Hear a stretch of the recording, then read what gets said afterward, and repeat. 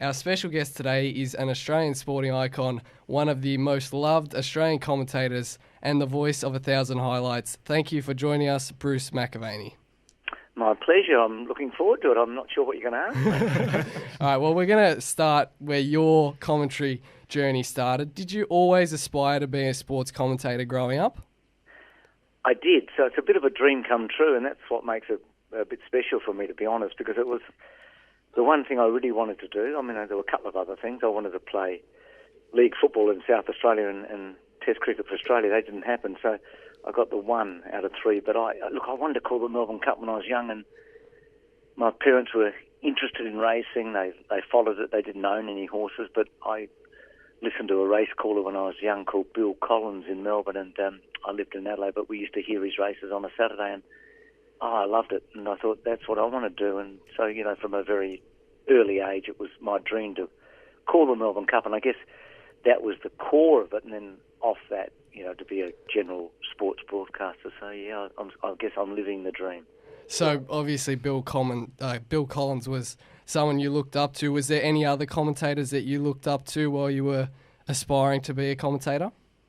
Probably most that I listened to, but Alan McGilvray in cricket, I thought just had a beautiful voice. And, these guys are people that have, passed away in may cases, or certainly not broadcasting now. McGilvray in cricket, I thought he and Lindsay Hassett were just a great pair.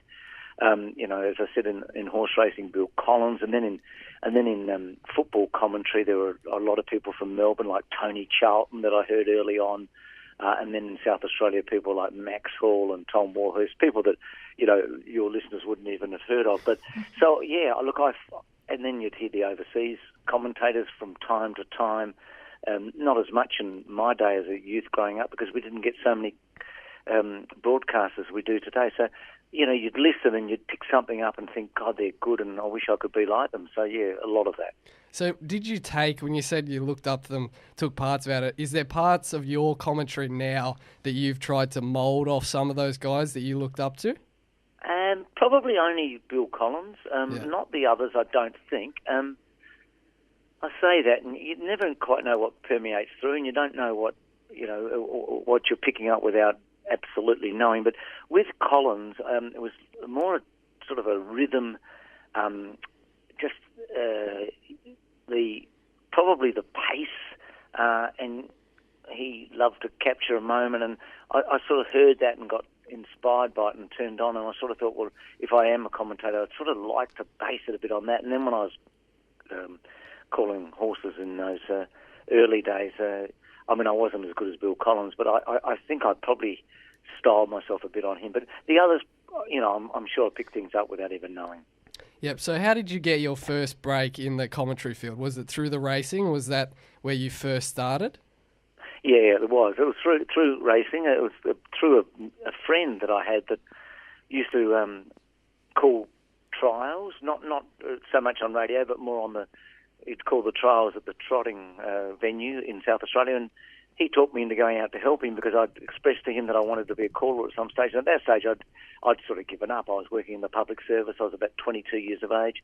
And we, anyway, a long story cut short, he got me to go out there and do these trotting trials, and then one thing led to another, and then I got an opportunity on radio in South Australia. So, and then from there I did some TV work, and then I branched out into other sports, and then I came to Victoria in 1983 and stayed there for 16 years, and then came back to South Australia. So it was really through this guy called Kevin Hillier, who's still alive, a guy that I got to know through our mutual interest in racing, and one thing led to another. So that's how lucky I was. Hey, Bruce, we'll move on to the AFL commentary now. How do you prepare for a match? Look, I start on a Monday, basically, and I do it by layers. I look at, I do the whole, where the season's at, and look at a few things, and then I zone in on the game I'm doing, or the 2 games I'm doing, and I get some stuff, a lot of good stuff from two researchers in Melbourne, Josh Kay principally, and another guy called Dave Frith, who do a great job for Channel 7, and they send me stuff that I'm after. And then I talk to producers during the week. The main producer might talk to a club or two, the clubs that I'm calling, and then talk back to the researcher. For instance, yesterday, was on a Tuesday. I spent probably about 3/4 of an hour talking about the match that I'm doing this Friday night with the researcher. The day before that, on the Monday, I talked for probably a half an hour with the producer about the way we're going to go about it. Because when you do a Friday night match, for instance, there's two things. There's the calling, which is the 4 quarters of footy, but then there's all the things that go around it. So it's like a TV show as well as a football match. So you combine both those things. So that's the stuff that goes on in the telecast around the match, and then that's the match itself. So it's multi-layered. So, and then you wait till the teams come out on Thursday, and then you I write down all the names, write down their ages, when they started, all those things, how many games they played, bits and pieces from their season. So it's a process. It's a bit like studying for an exam, except it's more pleasurable. And when you're doing a massive event like the Olympics or the Commonwealth Games, how far before the start of the event do you start researching? Well, Tokyo 2020, I'm sort of there already. And when I say there already, it's not flat chat, but I know what I need to do to get there. So it's a process. So with the Olympics and the Commonwealth Games, my main sport's athletics. So I follow athletics pretty closely around the world, and I have a lot of information that comes in on a daily or weekly basis, one lot daily and 2 other lots weekly. And I do a lot of work on that week in, week out. So I'm always keeping up to date with track and field because that's my main sport. And then with the bigger Olympic picture, the 200 countries, the opening ceremony, the march past of athletes, that type of thing, Olympic historical stuff that I need to remember or learn, I start that probably 18 months before, and then again it's a process. So it's just a matter of being well organised and then building up towards it because you get to a point. The other thing, because when you're doing the Olympics or Commonwealth Games, you're always doing other stuff as well. You're calling football or you're doing horse racing, so it's not like you can drop everything and do 1 month of just Olympics or 1 month of just Commonwealth Games. So that's why I start early, so that when I get close, I'm not panicky. Do you still get the same buzz from commentating as you did when you first started? I think so. It's a good question, and I've asked myself that occasionally, and I sometimes say to myself, how long do you want to keep working for, and are you still getting the same enjoyment out of it? And I think the answer is yes. And I want to say I think I love it. I do love it. I probably am.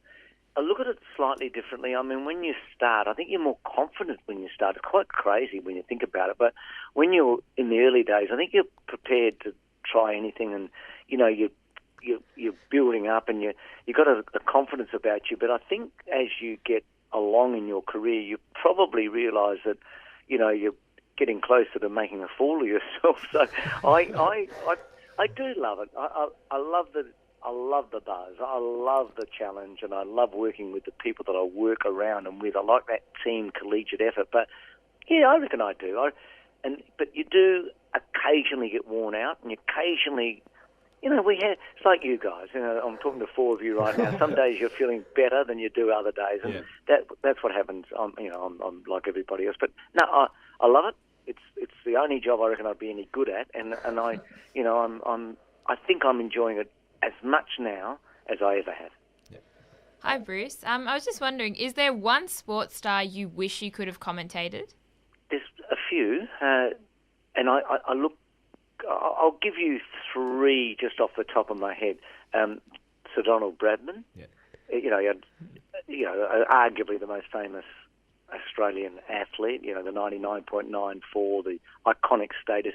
It would be incredible to have been a cricket commentator when he was at the height of his powers.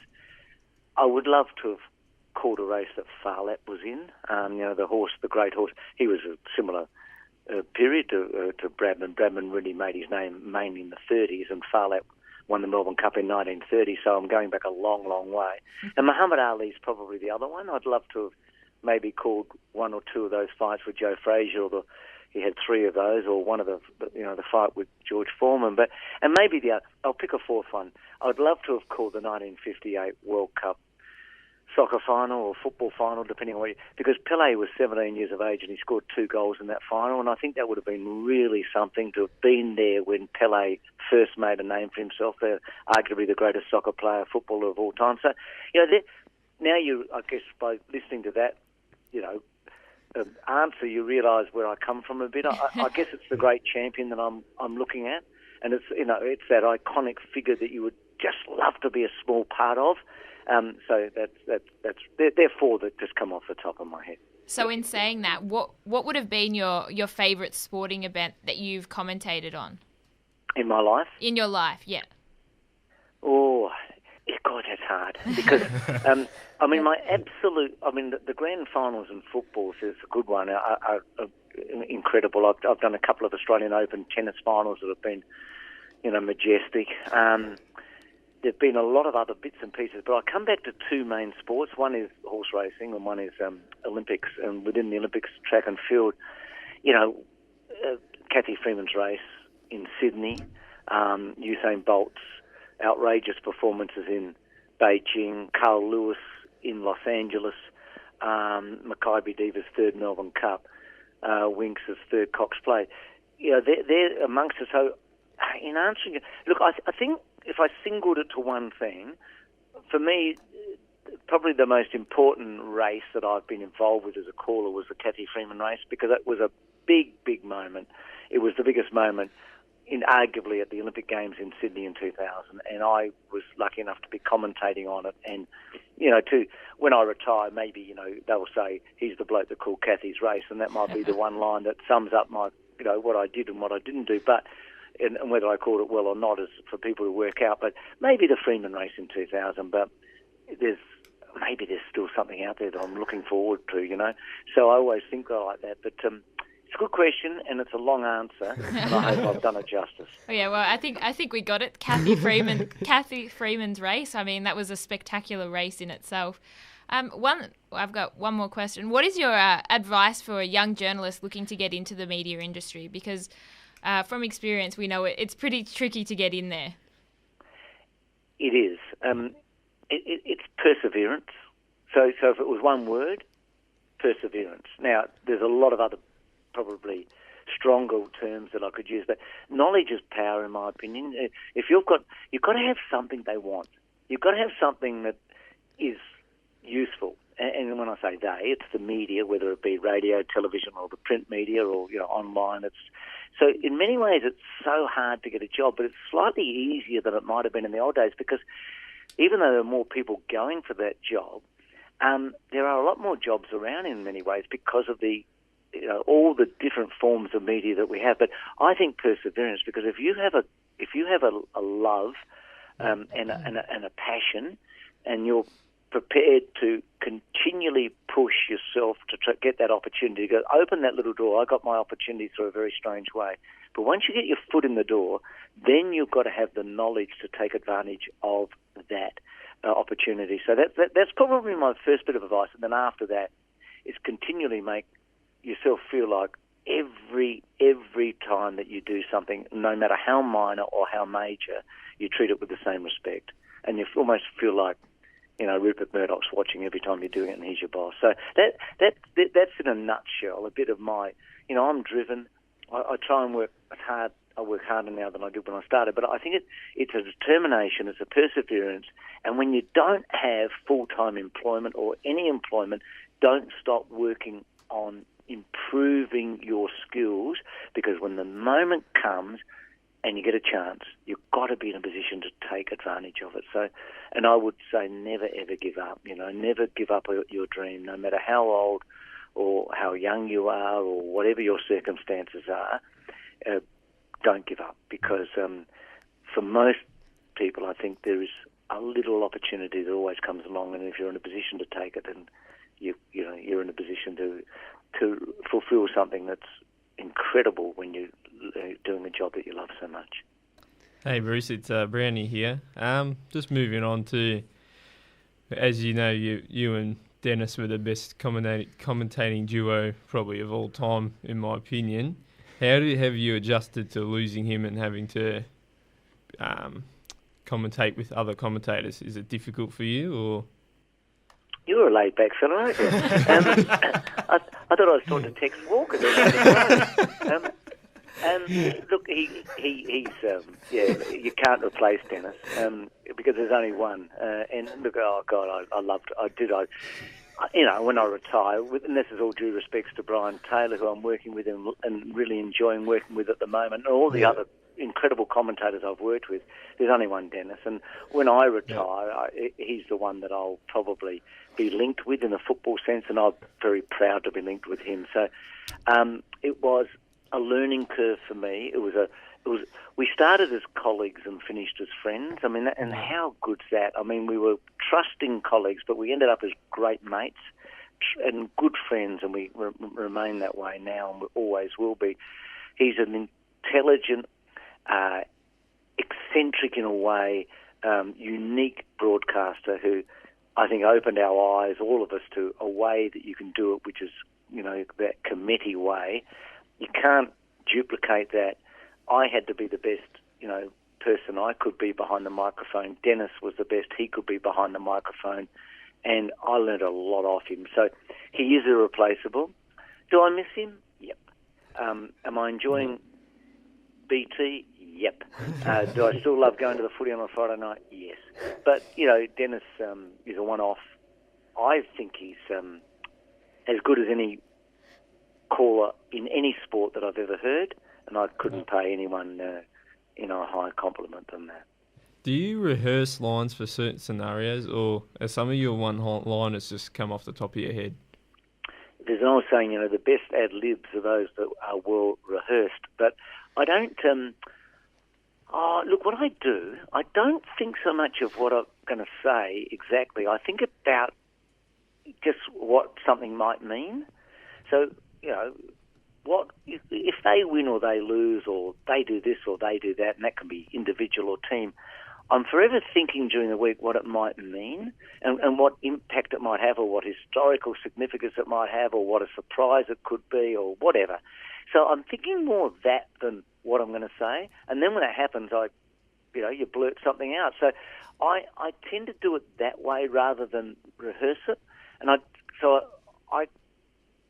would be very rare that I think about exactly what I'm going to say before I say it, because that's just why I'm saying. I like to think of all the circumstantial things that might happen, and I like to think of the context of what it means when it does happen, but I don't really think about exactly what I'm going to say. Are there any lines that you've instantly regretted once you've said it? Oh, lots. Delicious. And we don't regret that one. That's one of my favourite lines, to be honest. Probably, even the old special. Look, there's been I've said this before. After we'll call Friday night. What I'm doing every Friday night when I'm finished at the football, and this is the absolute truth. I think of all the things I said and wish I hadn't. I think of all the things I didn't say and wish I had. You're forever pushing. So, look, those two are probably those words that I'm maybe associated a bit with. But I don't want to go back over territory that's going to make me cry. All right, and finally, Bruce, we as footy fans don't want to think about this, but how long do you see yourself still commentating AFL or whatever it is, or is retirement, obviously, as we know, Dennis hung up the microphone a year back, is that something that you're thinking about?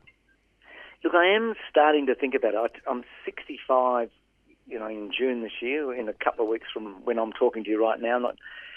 So, look, I am starting to think about it, but I'm thinking also, God, if I don't do it, how am I going to cope, because it is what it sustains me in many ways. I love my family, and I've got a beautiful dog, and I'm lucky. I think I'm going to keep working at about this level until the Tokyo Olympics in 2020. And then I reckon I might just cut back a little bit after that, and hopefully, the four of you in there are going to have to endure listening to me for at least about the next 3 to 5 years. How's that? Yeah, you go for longer. We'll keep enduring. All right, thank you for joining us. Now I'm going to ask you all one question. Yeah. Right? And if that's okay. Yes, and okay. I'd like you to leave it on the podcast. Right? Yep. Yeah. And so I want to. The one question is the same question to all of you. Yep. And you can go in any order you like. what's your dream job? So who goes first? All right, I'll go first. And dream job, probably be working in a media department at a football club, so creating content for a football club, something like that. Brownie. Perfect. Next. Ooh, dream job. It'd probably be working for. You put me on the spot. He's a football umpire. I umpire as well, so my dream is to be obviously an umpire on the MCG. But media-wise, would be covering football in any capacity. No, it doesn't have to be media. That's great. No, good on you. I hope I'm calling when you're doing that grand final next. Hopefully. I'd love to work for a newspaper, one of the big ones in Melbourne, or working in radio.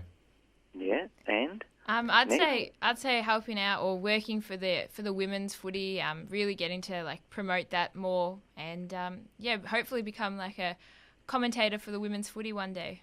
I hope you all get what you want and work hard, and lovely to meet all four of you. Christopher, thanks for organising it. It's been a pleasure.